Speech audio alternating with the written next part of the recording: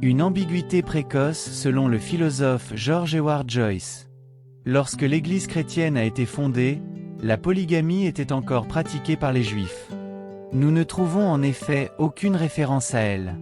Dans le Nouveau Testament, et de cela certains ont déduit qu'elle a dû tomber en désuétude, et qu'à l'époque de notre Seigneur, le peuple juif était devenu monogame, mais la conclusion semble être injustifiée.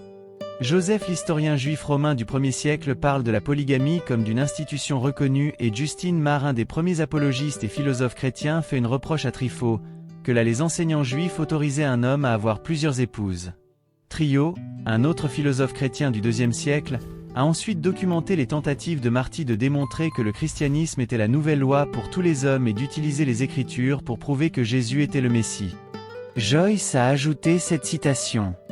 En effet, lorsqu'en 212 après Jésus-Christ, la constitution d'Antoine accorda les droits de citoyenneté romaine à un grand nombre de Juifs, il fut jugé nécessaire de tolérer la polygamie parmi eux, même si la loi romaine interdisait à un citoyen d'avoir plus d'une épouse. En 285 après Jésus-Christ, une constitution de Diane et Maxime, co-empereurs d'Orient, interdisait la polygamie à tous les sujets de l'Empire sans exception.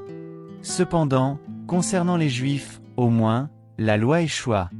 En 393 après Jésus-Christ, une loi spéciale fut promulguée par l'empereur Théodose pour contraindre les Juifs à abandonner cette coutume nationale, même s'ils ne furent pas incités à s'y conformer.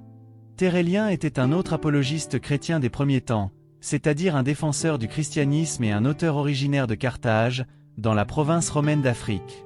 Il était présent à la fin du IIe et le début du IIIe siècle et il est connu comme le père du christianisme latin, car il fut le premier théologien à produire de la littérature chrétienne en latin. Il souligna que pour les chrétiens, le mariage était légal, mais pas la polygamie. Nous n'interdisons pas l'union de l'homme et de la femme. Dieu nous a bénis en tant que séminaire de l'humanité, conçu pour le renouvellement de la terre et l'ameublement du monde, et donc autorisé. Il stipula également que le mariage devait être célébré en couple. Adam était l'époux unique d'Ève, et Ève son épouse unique. Il y avait plusieurs côtes chez Adam, mais pas plus de côtes aux yeux de Dieu.